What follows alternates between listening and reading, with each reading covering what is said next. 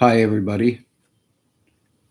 I hope everybody is okay and doing as well as they can under these circumstances and trying to be as able as you can under these circumstances. Tonight, we have a couple of questions that have similarities attached to them. And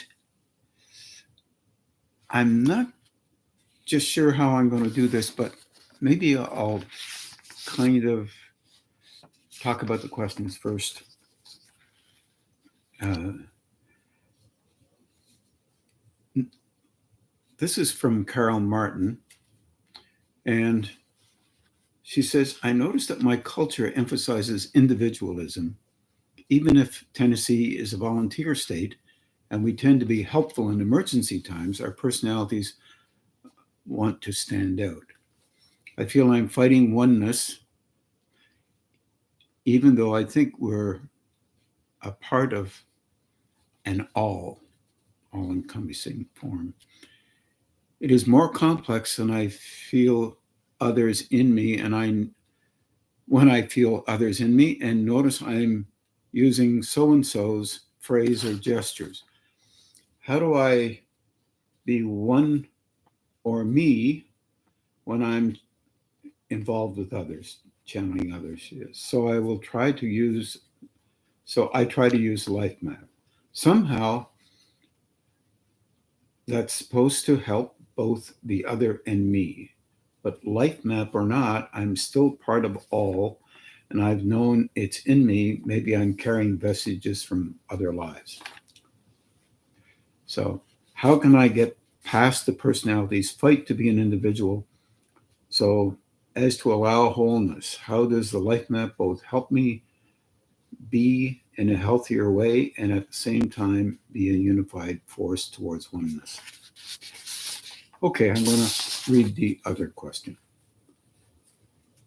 Throughout our human evolution, our biology has used, and this is from Addie in England, a knowledge, to my knowledge, it overrides all thinking. That's the survival instincts. When it kicks in and it makes us act quite often in a manner that's against many of our good, hard fought practices. So, do we meet our survival instincts and quell its? So, how do we meet these instincts and quell its damage? These two questions are really basically linked together. So, maybe we should start with an idea that relates to basic constructs. And this basic construct of us, each is really individually, we're each literally a part of a greater whole called uh, humanity. And there's a lot of us kicking around right now. And what we don't really understand is that each and every aspect of each and every individual has characteristics that are basically similar to each other. And that becomes pretty annoying when you file down an individual's way of looking at themselves. Usually is engaged with a kind of sure-footedness around our ego states that relate to needing to be valued in the eyes of others or in the eyes of ourselves. And this is powerful. Powerful in that it has been in our past, our biological past, a great need in relationship to survival. Wars have been going on, battles with tribal issues and individual issues, people engaging with each other and wanting to be more right than some other individual and want to be recognized for that. And of course, at the same time, there's this great judgmental process that we start engaging with roughly right at the beginning. Don't do this. This is not good. That's not right. If you personally, when you're 2 or 3 or earlier, think that you're being hard pressed or given a hard time, uh, it doesn't take very long for you to mimic how other people, from your point of view, has have acted with you. This is something that we uh, don't realize that ultimately, eventually, this is going to be very helpful to us because we're going to begin to notice, as Carol says, a little bit of mimicry. In other words, we'll notice that we're acting like other people. There is no negativity with this as such, but the relationship that we have with ourselves is quite fascinating. This concept of ego has always been a form that we construct from the time of our birth so that we can literally use it to gain access to a survival sense in our engaging with others and also our engaging with ourselves. We also create images of what we believe we're like or what we want to be like and may even be a little bit like, but we are not exactly like those images. And then the ego construct and the image dialogue or structure that we build blend together, and the ego defends the images that we believe we are presenting. And as a matter of fact, under those conditions, much of that is an illusion. The illusion is that the images that we're presenting are not exactly the way we see them. We see those images as a value to us somehow. And in fact, it may not always be a value to us in the eyes of others or in the eyes of ourselves. So the question is, both questions are very valuable in allowing ourselves to attempt to understand how we are. And all others on the planet have characteristics similar to us, grumbly, happy, suggestive, uh, thinking that we're the only valuable thing on the planet, moment to moment, or the worst thing on the planet, or you might even see a middle ground that may be helpful to you in the understanding of you better. Well, okay. It has been thought and recognized by many that there is a possibility of training yourself to observe yourself in how you are functioning. But of course, the ego states then would find how you're functioning to be the valuable way to function in a given set of circumstances under a certain context related to, of course, how you see that personally. And you act out how others have acted out under certain circumstances of protection that relate to the ego solidifying and maintaining the way it thinks it needs to maintain itself. There's no negation in this. This is how it's developed and literally constructed. So all others on the planet have the same kind of developmental construct that occurs. From culture to culture, it appears to be different, but deeply It's very similar because there is a protective aspect of something that you value. Or if you judge others or yourself, there's a protective aspect of that judgment related to you or others. These things are not negative, they are literally a kind of method of surviving, helping the images that you have to maintain a survival uh, sense. And often, unfortunately, often we elevate ourselves because we think there's only one or two different ways of seeing things, and therefore, and it has to be your way, or it has to be somebody else's way, or it has to be this way or that way.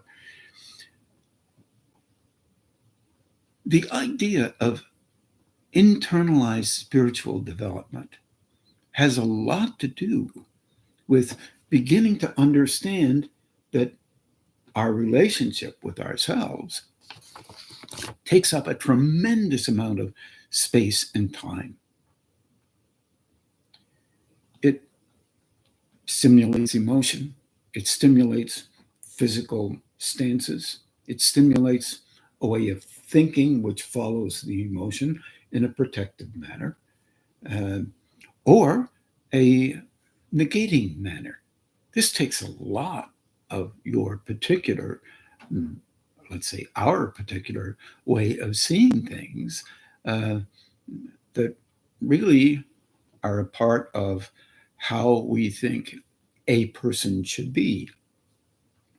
Messes up us up a little bit because we don't see us how we are. We see us how we want to be, consider ourselves to be. And this is not a negative thing. This is, once again, protective in a kind of a way. Cultures do the same thing legitimately and under great pressure and need. They tend to do exactly the same thing, like your personality, self protective. Our dilemma with spiritual development is that we misunderstand something very deeply. And this one's very difficult, not only to explain, but to make sense of. At higher states, those who are in their purpose is to help others to be with them. So there's large, let's say, groupings of beings who might be, their only purpose is to be helpful, but their methods are different. Their methods may be transmission of energy to others to help them just to move aside within themselves just for a second or two to see some things that they do that might not be helpful to them, or to move aside a little that internalized ego structure just so they can see something that they've done that might be helpful to them. In that, there is no judgment whatsoever. And boy, does that really hit us because we're trained in the West, especially often, that there is judgment involved. In every other culture, that judgment aspect exists. They judge themselves relative to a line of reference that is related directly to what imaginatively, characteristically should be, uh, according to an idealistic way of looking at a higher, very high spiritual state. We have this concept of highest spiritual states don't like the bad people, don't like you if you do something wrong.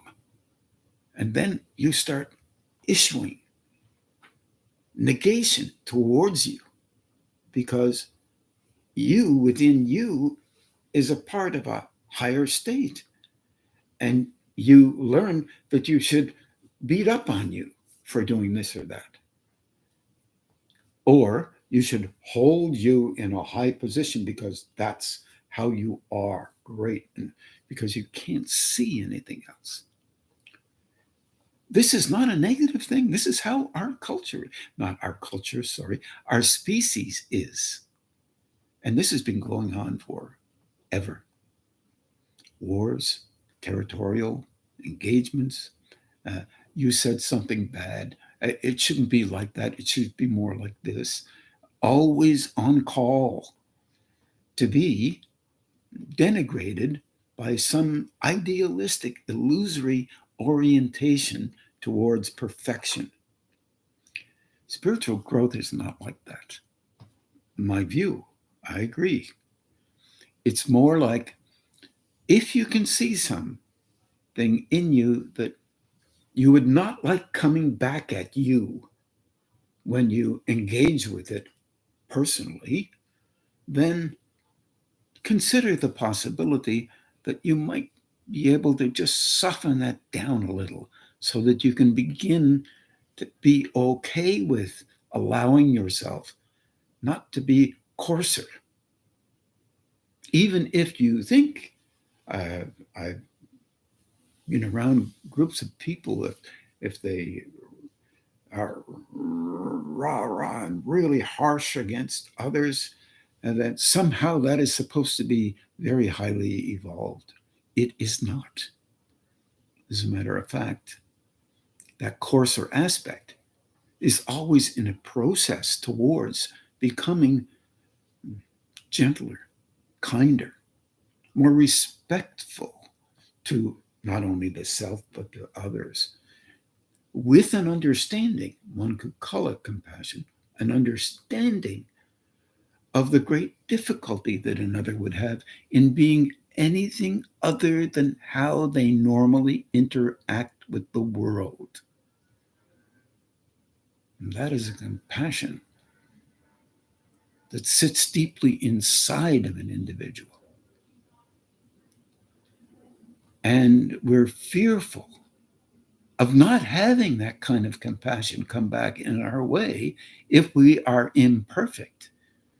And I would submit that in our world of humanity, perfection is really rare. So, why would an individual think harshly about others in relationship to thinking they're terrible because they disagree with them? They may be able to disagree, that's fine.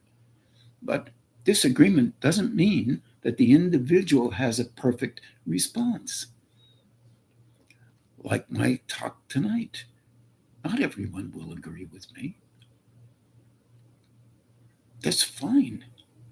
I'm growing through me. You're growing through you.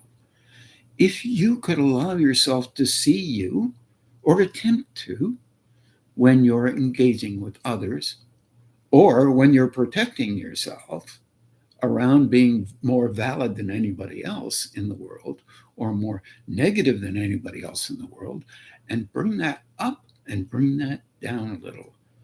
Find a middle ground where you can understand, you're allowed to understand you better than just being harsh with you or regal with you. We're all human beings, and we have our areas of value and insecurity. Often I do ask people to do the life map. And what I mean by that is to turn your hands on. Turn them on, literally. Most of you who are listening to me will know how to do that. But just because you know how you do it doesn't mean you do it. It doesn't mean that if you do it 50 times and you don't get the correct response according to you, that it's invalid. What you're trying to do is grow little bit at a time. The difficulty with the individuality or the ego set is that it thinks when it does something, it must judge what it does, not in relationship to anything other than maintaining a position and place related to how it thinks itself as value and where it thinks itself as value. Well, most of us as individuals don't find that out until we react. And as Addie said, reflexively respond, because that is the nature of how we were taught. And we will continue to be taught this way for perhaps hundreds or thousands of years. I hope not. But nonetheless, material, for example, if you hear a bunch of material or see a bunch of material and memorize it, then you present it. You are not growing internally. You are growing in the brain. You're expanding your ability to memorize. That gives you value as an individual ego, and that ego will expect praise, will expect that you are superior to others. That's an expectation that doesn't have anything to do with internal growth. It has a lot to do with a pretty darn good memory. And also, some of the material that you will learn, you will consider now that you know it, it means that you are more able than others who don't know that.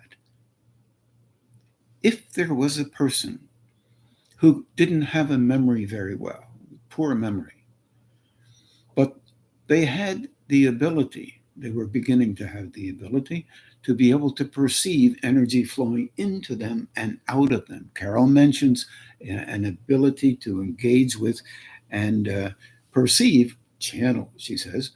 I don't agree with that. It's just a word. It always is frustrating for me. So I'll swallow that and say, let's say if it is channeling, it's not really, but your ego set would use that because it was effective for a purpose that related to the ego protecting itself and elevating itself or devaluing itself based on its relationship with its own self. Sounds weird? No, not really. It's meant to protect itself. It has a purpose to make sure that in the early years of development of a consciousness, that it is noted and recognized and valued in the eyes of others, in fact, in fierce competition with other people for who is better and who is worse. But higher states, that doesn't exist. If you can really help, you help. The link up with this other person who hasn't got the memory, for whatever reason, they may just consider they perceive energy flowing in them and through them. That is related to real energy flowing in them and through them. You cannot walk out into the world one step, engage with others, and not have energy being transmitted from them to you, because that is the nature of you, and you do the same to them. So thinking that you're free from transmitting to others how you act is a fallacy. And it's in the action, it's the expression, and it's the dilemma of all of us that we are involved with these things every day. And that is not a negative thing. Well, here's the difference. Beginning to know that something like that is happening is not a negative thing. It's the early stages of actually perceiving something. Ultimately, you begin to realize and perceive compassion operating in you because that's occurring. But first of all, you're attempting to get over the judgment of others and yourself for perceiving it in a fashion that relates to how the ego is attempting to protect you. Ego states want you to remain exactly the same. This is natural. Why wouldn't they want to do that? Keep your images the way that you believe they need to be for the purpose of being valued. When you're already valued beyond any belief, life is precious. Every individual has the capability of having higher states operate through them for the purpose of helping others, not directed necessarily by the individual, but by higher states. We're porous. Energy operates into us and through us. Big dilemma is in the early days, we need proofs of value. Proofs of our own value is what we're talking about. But we don't realize that.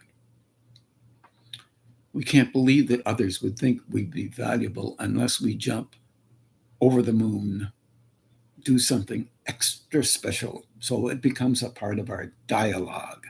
We dialogue that we are this way and that way and this way. And in fact, usually it's a story. Those stories are what you live by. And you live by them for a very good purpose.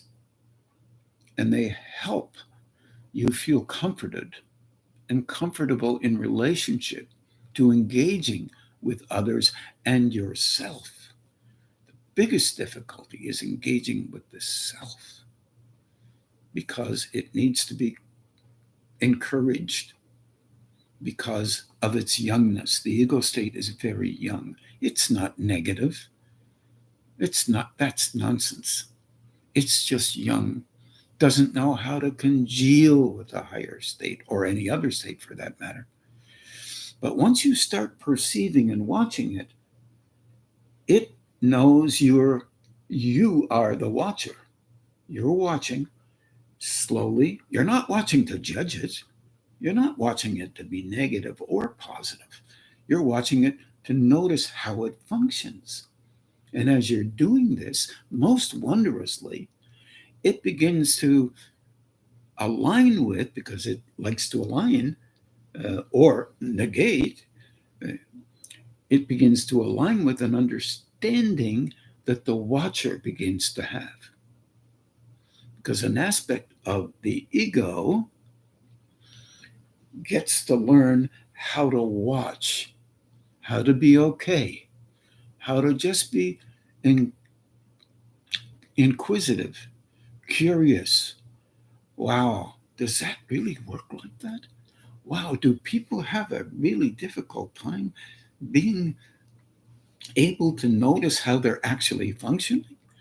Instead of noticing, they protect it because if they don't, they think they're really not good somehow or great somehow, and they don't understand the middle ground.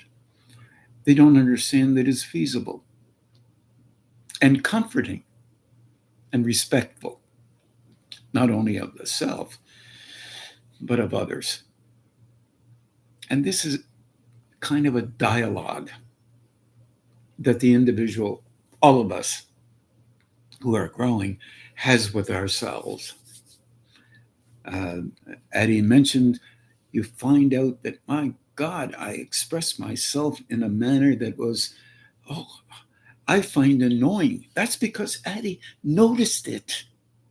Had Addie not noticed it,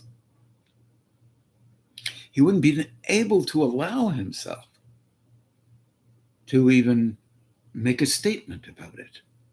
because, in fact, that statement is revealing. It means he is growing. It means, looking from the ego state point of view, it means, oh my God, I'm undone. I am the one who's undoing me. It creates a fearful concern that others will know you as you are. Others are as you are, because our species is very young. And no disrespect to the species, but we're making little bits of headway in the mind, in the emotion, perhaps even in the physical, one could say. I'm old enough to remember Roger Bannister and Landy fighting it out to break the 4-minute mile, and it was got impossible, truly impossible, by everyone who ran that mile. And now hundreds, and probably close to 1,000, have run that mile under 4 minutes. No longer an issue. Not an issue at all. Nobody talks about running the mile under 4 minutes anymore. But they do talk about people who don't run the mile under 4 minutes. They're not that really able. They shouldn't be considered of value in the reference to running a mile. See, this is what we do.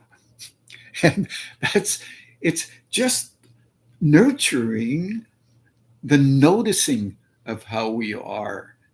If we can nurture ourselves then when we see these things and begin to understand that we're not good, bad, right, or wrong in them, this is how the bulk of humanity affects us as a growing being.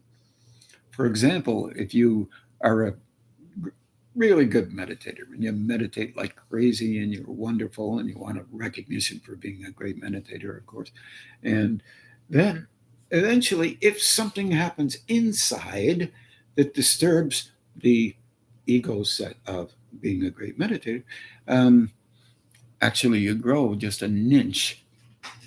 You will not want to meditate for the next month or so, or a week or so, depending on how things are going. This is normal. This is not negative. This should be discussed and talked about and smiled with and say, wow, this can happen. What is going on here? Why is this so? Because we are, at the core of us, a constructed form that helps us to deal daily with life, and actually, to be honest, to deal daily with our spiritual growth as well. Because, in fact, if you decide, in spite of how you think you are, or elevated or not, or down or not, you decide to grow, then learning about you with kindness and respect to the you that you're learning about, and attempting to understand and be okay with you and recognize that all the areas that you've ever lived in, not so good or good, and things that you've done are all part of humanity's way of living life. I'm sorry, but that happens to be real. And it isn't comfortable.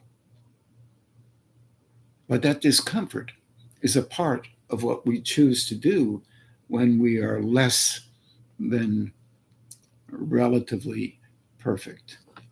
And this has to you have to find some adjustment in this and be a lot more respectful of you and attempt to understand that you're not perfect or not a bad person. You're a being of consciousness. This is key. And this idea of consciousness is not an ideal defined by humanity. It is an idea constructed for the purpose of engaging with life in a certain kind of way, and it shifts on the surface all over the world. And then there is enthusiasm for small movements of growing, and we look for these small movements of growing, and then we tabulate them as an ideal of refinement of spiritual growth. In fact, at a higher state, these things are not as relevant as they are on lower states. So this is not about trying to be harmful to us. It's like higher states want us to be as aware of ourselves as they are of us.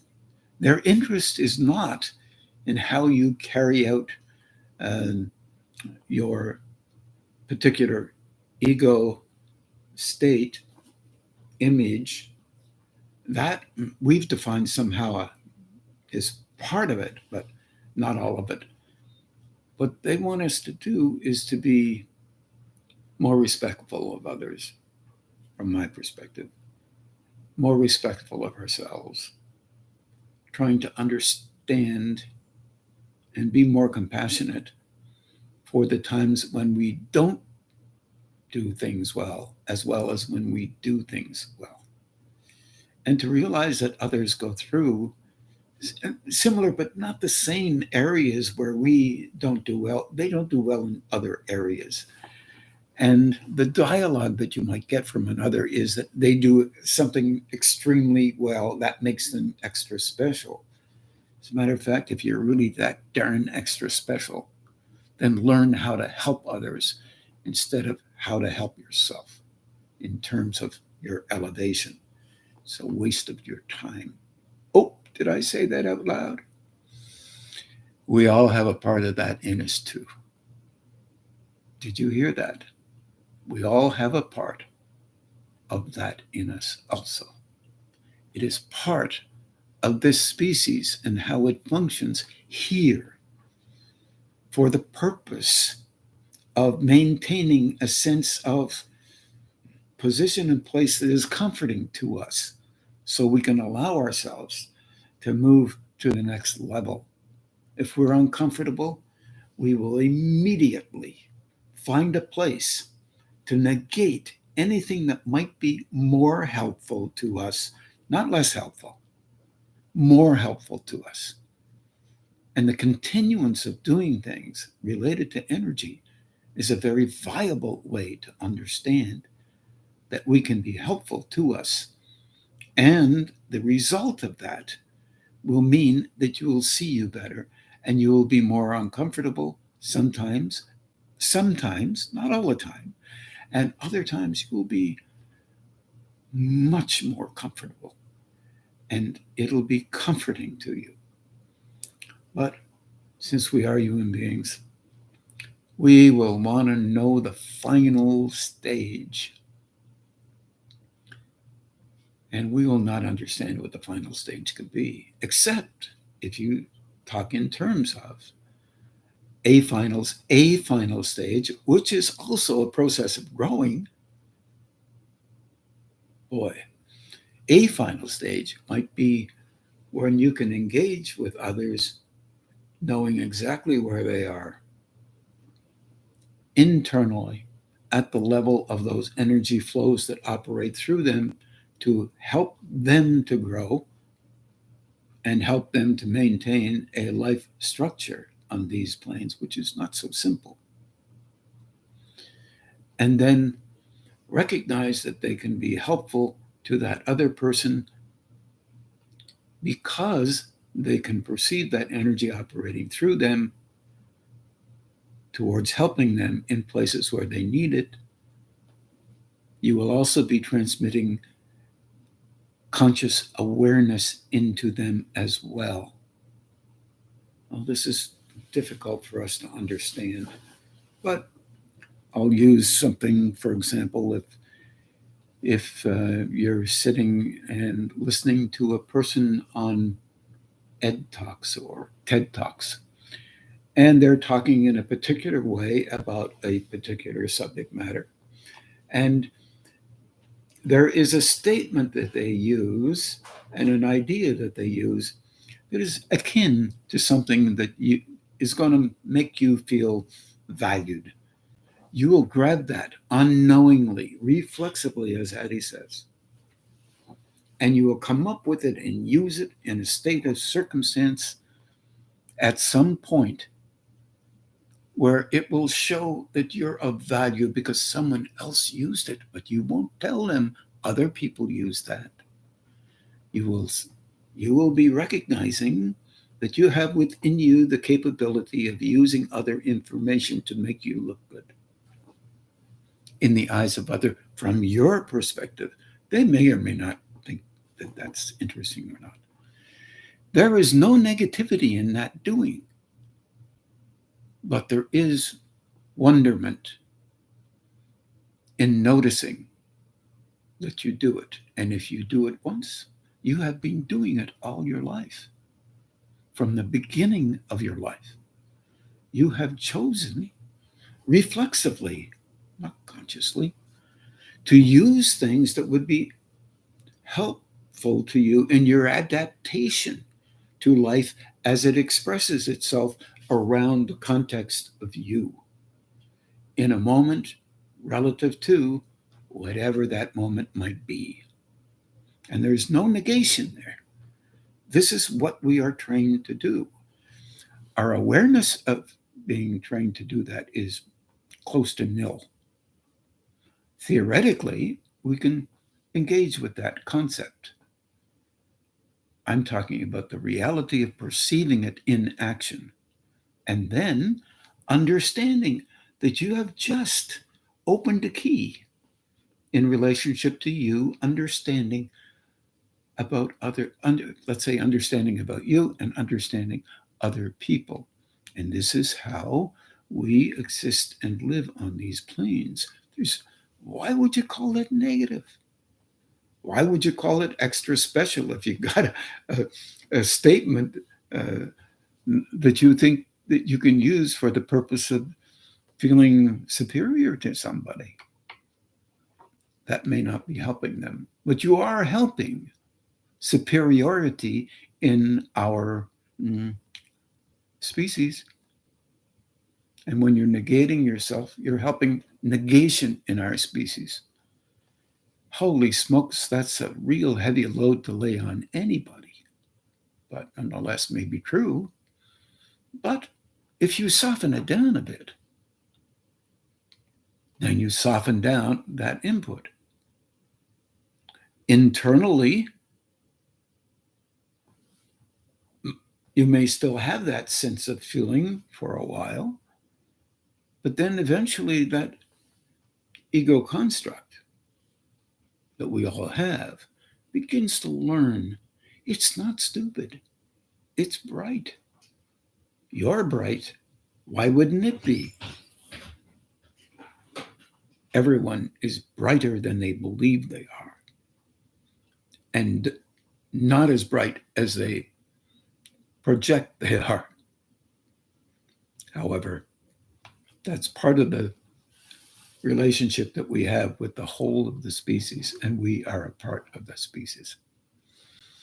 I'm not sure how much that helped, but nonetheless, I really appreciate both of those questions because they are so valuable in terms of a deeper understanding of what you perceive or allow yourself to perceive.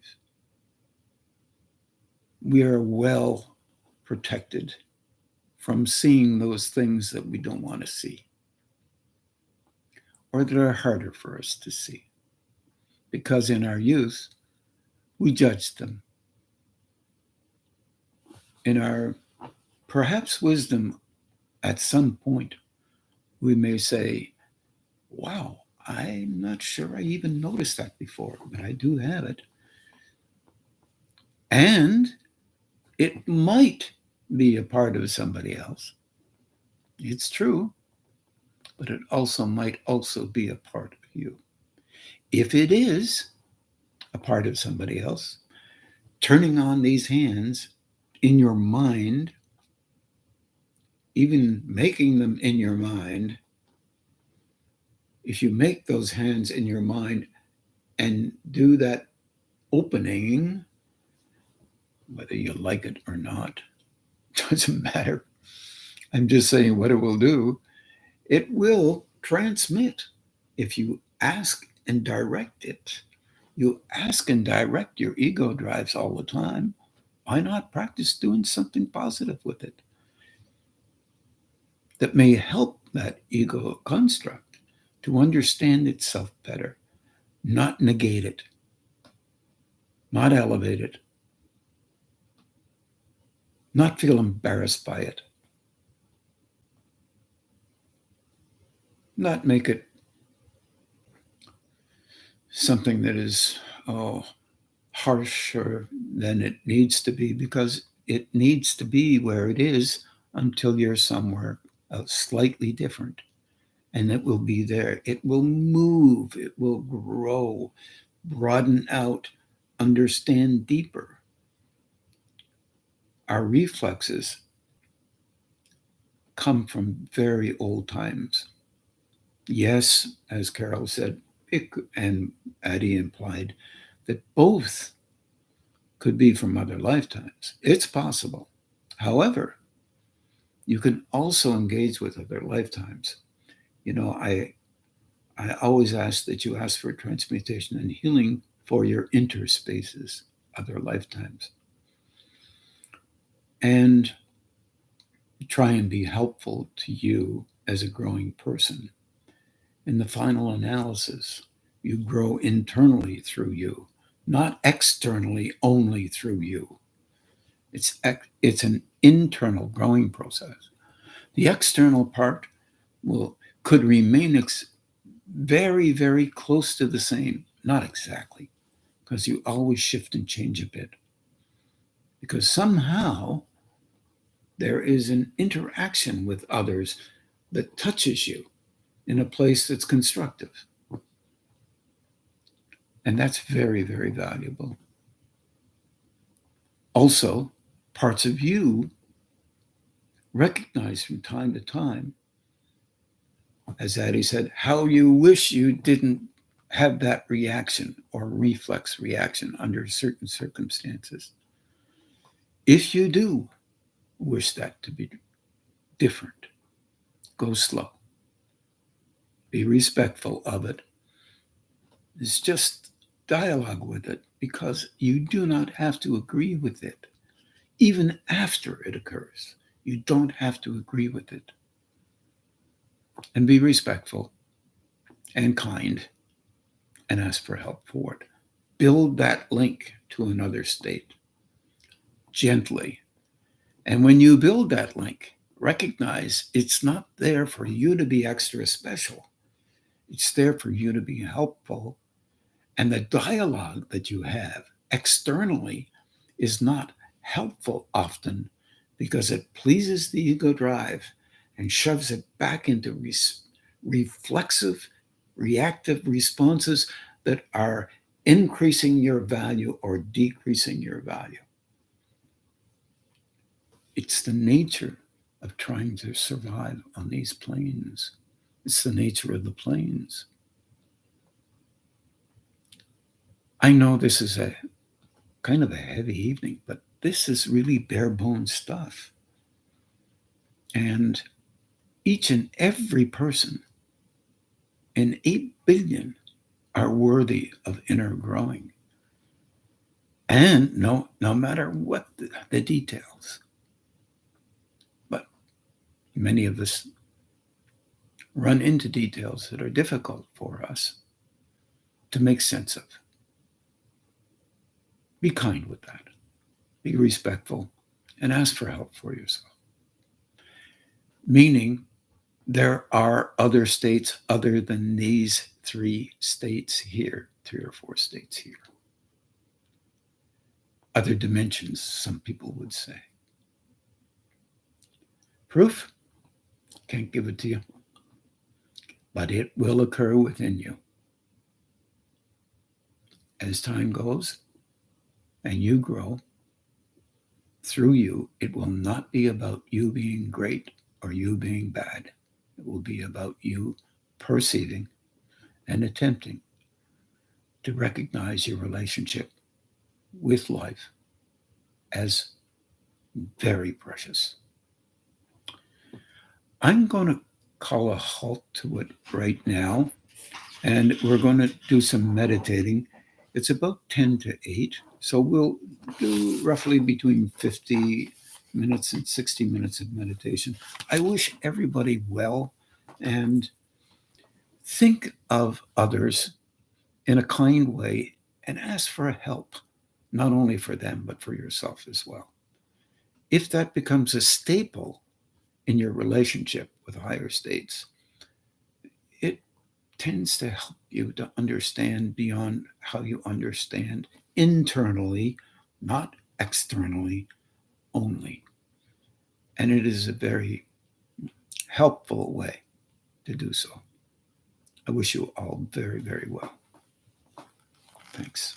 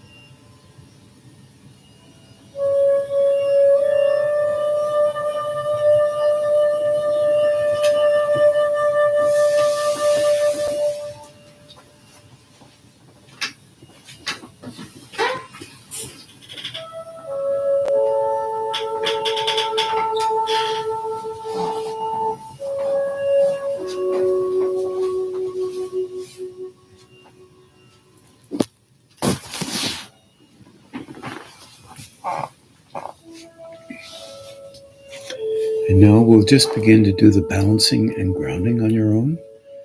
And please take care, everybody. Good night.